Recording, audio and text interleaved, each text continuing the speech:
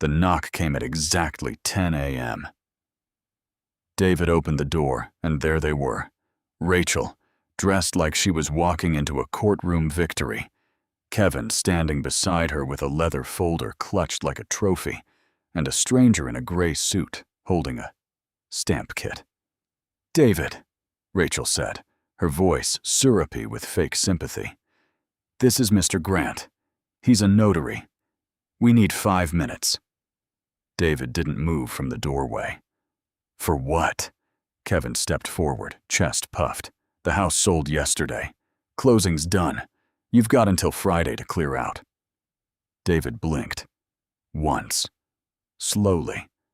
"Sold to who?" "Doesn't matter," Rachel snapped. "It's done, David. Legally done. Mr. Grant witnessed everything."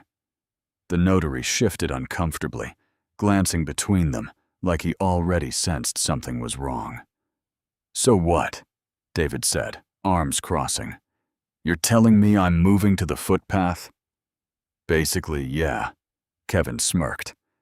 David nodded slowly, like he was actually considering it. Then he smiled, the kind of smile that made Rachel's stomach twist, because she hadn't seen it since before the divorce. "Great," he said. "Let's go to the police station first." Silence. "What?" Rachel's voice cracked slightly. "The police station," David repeated, calm as ever, already grabbing his car keys off the hook by the door. "They're very interested in what I sent them about you. Both of you." Kevin's smirk vanished like it had been wiped off his face. Rachel's fingers went white around the folder she was holding. "You're bluffing," Kevin said, but his voice wasn't as steady as it had been 30 seconds ago. "Am I?" David pulled out his phone, unlocked it, and turned the screen toward them. A voice memo app. Recording. Timer running. 3:42. "I've been recording since you knocked," David said quietly. "Every word, just like I've been recording a lot of things for the last 4 months." Rachel's face was drained of color. Kevin looked at the notary, then at Rachel, then at David, searching for a bluff, a crack, anything. He found nothing.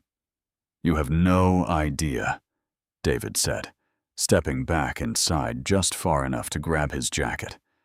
"How long I've been waiting for you to walk through that door." He held the door open behind him, gesturing toward the driveway like a gracious host. "After you." Nobody moved for the police station. Not yet. Rachel's hand shot out, gripping Kevin's arm. "Wait," she said, voice tight. "Just wait." David leaned against his car, arms crossed, watching them like he had all the time in the world. "What's wrong?" "Thought this was basically done. Legally done." "What did you send them?" Kevin demanded. David just smiled again. "You really want to have this conversation in the driveway?" 4 months earlier, this started. David remembered the exact night he knew. Rachel's phone had buzzed on the kitchen counter. A text from Kev, work, popped up bright on the lock screen. "Can't stop thinking about last night. When can I see you again?" He hadn't confronted her that night. He'd just watched, started paying attention. Noticed the late client dinners, the new perfume, the way she angled her phone away from him at the table. 3 weeks later, he'd hired a PI. 2 months after that, he had photographs, hotel receipts, a full timeline. The divorce filing had been almost peaceful. Rachel didn't fight it, because she thought she was winning. She wanted the house. David let her think she might get it. What Rachel didn't know was that David had also noticed something else in those 2 months. Kevin wasn't just her boyfriend. Kevin was a real estate broker. And 3 weeks before the divorce was even finalized, Kevin had submitted paperwork to a title company listing David's house for sale. Using a power of attorney David had never signed. David had gotten the alert from his bank's fraud monitoring service, an unusual document filed with the county recorder's office. He'd pulled the file himself. His signature was on it, except David hadn't signed anything. He'd sat in his car outside the title company for 20 minutes, just staring at the forged signature, feeling something hardened in his chest that hadn't been there before. Not rage exactly, something colder, something patient. That's when he called Detective Sarah Nolan. "Mrs. Miller," Nolan had said gently in their first meeting, sliding a notepad across the table toward David. "When did you first suspect the signature was forged?" "The day I saw the file," David said. "But this isn't just about the signature." He'd laid out everything, the affair, the timeline, and then the real gut punch. Bank records showing Kevin had done this before, with a different couple, 2 years prior. A civil suit that had quietly settled out of court. Nobody had ever pressed criminal charges. Nolan's expression had shifted. "You're saying this is a pattern?" "I'm saying," David had replied, "he's done this before, and he's about to do it again. To me. And this time, I want it documented. All of it. Before they even try." Back in the present, in the driveway, Rachel's voice pulled David back. "David, whatever you think you have—" "I don't think," David cut in. "I know. I've known for weeks, actually. Longer than you've known, I know." Kevin's jaw tightened. "This is insane. We had a legitimate buyer, legitimate paperwork." "Legitimate," David repeated, tasting the word. "Kevin, I never signed a power of attorney. I have never once given you or Rachel authority to sell this house. So whatever paperwork Mr. Grant here notarized—" The notary's head snapped up. "Wait, what?" "Was built on a forged signature," David finished, watching Grant's face go pale. "Which means, Mr. Grant, you just unknowingly notarized a fraudulent document, which I'm sure the detective assigned to this case is going to want to ask you about." Grant took a step back from Kevin like he'd suddenly caught fire. "You're lying," Rachel said, but it came out as barely a whisper. David pulled his phone back out, tapped it twice, and turned it around again. This time it wasn't a recording app. It was a photo. The forged document. Bank timestamps. And beneath it, a second photo.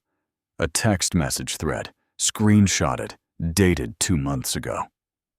"Kevin, once the divorce clears, we push the sale through fast. He won't even know what hit him." "Rachel, and if he asks questions?" "Kevin, he won't. He's too soft to fight back." Rachel stared at her own words on David's screen, like she was looking at a ghost. "Guess I wasn't as soft as you thought," David said quietly. He opened his car door. "Detective Nolan's expecting us in 20 minutes. I'd hurry. She doesn't like to be kept waiting." The drive to the precinct was silent except for Rachel's breathing, sharp, uneven, and Kevin's knuckles going white on the steering wheel of his own car, following behind David's. David walked in first, calm, like a man clocking into work.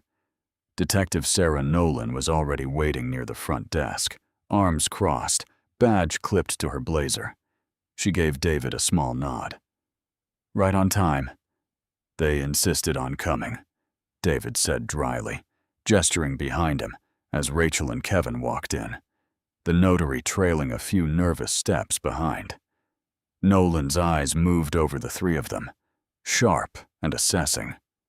"Rachel Carter. Kevin Carter. Good. Save me a phone call." Rachel's composure cracked. "This is ridiculous.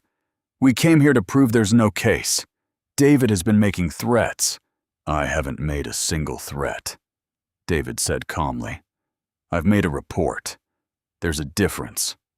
Nolan gestured toward a side room. "Let's talk here. All of you." Inside, Nolan slid a folder onto the table and opened it slowly, like she was savoring the moment. Forged power of attorney, filed with the county recorder 3 weeks before the Miller divorce was finalized, she said, sliding the first paper toward Kevin. Signature analysis confirms it doesn't match David Miller's actual signature on file with the DM5 or his mortgage documents. Kevin didn't answer. His eyes were locked on the paper like it might change if he stared hard enough. Then there's this. Nolan slid a second document across. A civil complaint from 2023. A couple named the Hendersons. Sound familiar, Mr. Carter? Kevin's face went rigid. Same scheme, Nolan continued. Forged authorization, rushed sale. Buyer lined up before the ink was even dry. They caught it before closing. You settled quietly to avoid charges. Except this time, she tapped the folder. The sale actually went through. Money moved. That's not fraud anymore. That's grand larceny by false pretenses. Felony. I didn't forget anything, Kevin blurted, panic slipping through. That was Rachel's idea. She said David wouldn't fight it. Kevin, Rachel snapped. She said he was too broken up about the divorce to even check the paperwork. Shut up! Rachel's voice cracked into something desperate. She turned to Nolan. He's lying. This whole thing was his connections, his title company contact. I didn't even know about the Henderson case. There it is, David murmured, almost to himself. Nolan didn't even blink at the sudden betrayal unraveling in front of her. She'd clearly seen it 100 times. Mr. Grant, she said, turning to the notary, who looked like he wanted to disappear into the floor. I'm going to need a statement from you, specifically about who presented you with the documents and what you were told about the signer's identity. Grant swallowed hard. Kevin told me. He said the ex-husband couldn't make it in person because of scheduling issues. Said he had healthcare power of attorney to sign on his behalf. I didn't know it was fake. I swear. That's another statement corroborating forgery, Nolan said, writing. Thank you, Mr. Grant. Kevin's head dropped into his hands. Rachel stared at David, eyes brimming. Not with guilt, David noted. With rage that she'd been caught. You did this, she hissed at him. You've been planning this for months, haven't you? Setting us up. David met her eyes. Steady. No, Rachel. I didn't set you up. You did that yourselves. I just made sure someone was paying attention when you did. Nolan closed the folder. Rachel Carter, Kevin Carter. I'm placing you both under arrest on charges of forgery, fraud, and grand larceny by false pretenses. An officer stepped in from the hallway. Rachel's voice rose, sharp with panic now. David, wait, we can fix this. We can undo the sale. Just tell them. David was already at the door. He paused, just for a second, hand on the frame. You had a house, a marriage, a chance to just walk away with your dignity intact, he said quietly. You chose this instead. He walked out without looking back. Behind him, Rachel was still shouting his name as the cuffs clicked shut. News travels fast in small circles. Faster when it's this juicy. By the time Rachel and Kevin were arraigned 2 days later, the story had already leaked. A local real estate blog picked it up first. Broker charged in second forgery scheme. Pattern of fraud against ex-spouses. Then a local news affiliate ran it as a sidebar segment. Kevin's face, unshaven, in a wrinkled suit, walking into the courthouse. His business partners didn't wait for a verdict. Kevin, I'm sorry, but we can't have your name attached to Meridian Realty right now, his partner told him over the phone. David later learned, because Nolan kept him loosely updated as the case's key witness. The Hendersons thing was bad enough when it was quiet. This isn't quiet. Kevin lost his license pending investigation within the week. Meridian dropped him from the partnership entirely. 2 other agents he'd worked deals with quietly distanced their own listings from his name. Rachel's side wasn't any softer. Her sister, who'd been posting cheerful New Beginnings content on social media throughout the divorce, went silent. Then, a week later, a single post. "I don't recognize the person my sister has become. Praying for the people she's hurt." No names. Everyone in their circle knew exactly who it was about. Rachel's own mother, David heard through Linda, his own mother, who still had a line into that old friend group, refused to post bail for her. Kevin's family did post his, briefly, before the DA's office added additional charges tied to the Henderson case reopening, and a judge revoked it on flight risk grounds. Rachel sat in county lockup for 11 days before her court-appointed hearing. Linda called David the night the story broke wider. "I always knew," she said, without preamble. "The way she used to look at this house, David, like it was a prize, not a home. You never said anything. You were happy, or you thought you were. What was I supposed to say?" A pause. "I'm glad you didn't need me to." David sat on the porch steps of the house. His house. Fully his now. The fraudulent sale voided the moment the forgery was confirmed, and let the quiet settle around him for the first time in months. "She's going to try to reach me," he said quietly. "I can feel it. And when she does, I already know what I'm going to say." 3 days later, his phone rang from an unknown number with a robotic voice. "You have a collect call from an inmate at Fairview County Correctional. Do you accept the charges?" David stared at the screen for a long moment. Then he pressed accept. "David?" Rachel's voice, cracked and thin, nothing like the composed woman who'd shown up at his door with a notary. "David, please, I need you to hear me out. David, please." Rachel's voice cracked through the line, raw in a way he'd never heard before.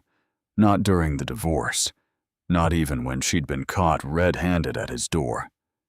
"You have to talk to the DA. Tell them I didn't know about the Henderson case. Tell them Kevin planned all of it. Please, they're saying I could get 5 years. David sat on the porch steps, phone pressed to his ear, and said nothing for a moment. "David, are you there? I'm here," he said quietly. "Then help me. Please, we were married for 6 years. Doesn't that count for something?" David closed his eyes. 6 years. He thought about the anniversary trip she'd canceled last minute for a work thing that was actually a weekend with Kevin. He thought about sitting in his car outside the title company, staring at his own forged signature. "It counted," he said finally. "Right up until you decided a stranger's signature on a fraud document meant more to you than 6 years did. That's not fair." "You're right," David cut in, voice steady. "It's not fair. It wasn't fair when you and Kevin sat in my kitchen texting each other about how soft I was, how I wouldn't even notice you stealing my house out from under me. None of this has been fair, Rachel. Not to me." Silence on the line, except for her breathing, shaky now. "I'm not calling the DA," David continued.